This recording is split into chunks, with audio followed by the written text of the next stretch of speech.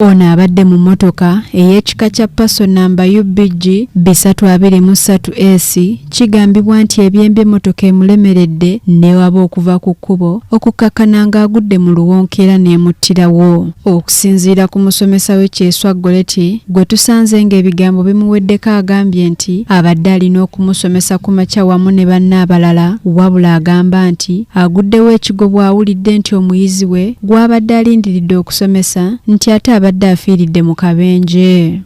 So they told him they hadn't had any coursework, but we were still having a class. So I taught up to 9, he hadn't come in.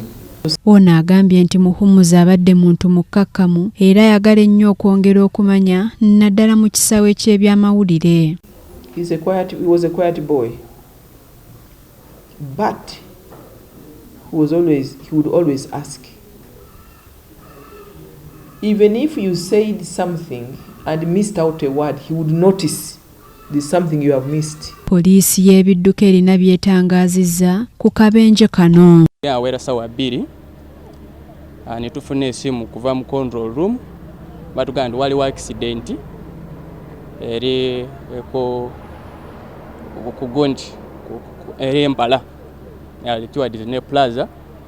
So ne tukola ki ne tusimbulirawo kubanga twade ku stand by nze nasuze ku kiro. So lero tuse wano nagenza olaba ng'omuntu akyalimu nga magulu gezingiddemu.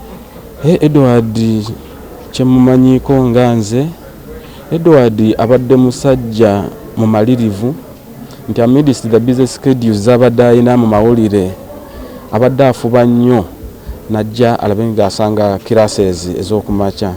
Si omuntu abadde asaana okuva mu mawulire mu kaseera kano naddala nga amawulire gatina okusomozebwa kungi.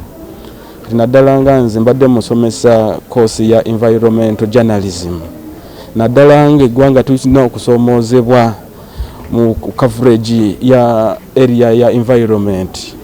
Edward mbadde mwesize nnyo nga tudiscussinga bintu bingi nnyo ebikwata ku environment. Nakwogera ni Edward, nasembye okwogera ni Edward eggulo nga mugamba ku classes za leero nga mugamba nze ndi ready nja kubaayo ne coursework wange ali ready. Nangamba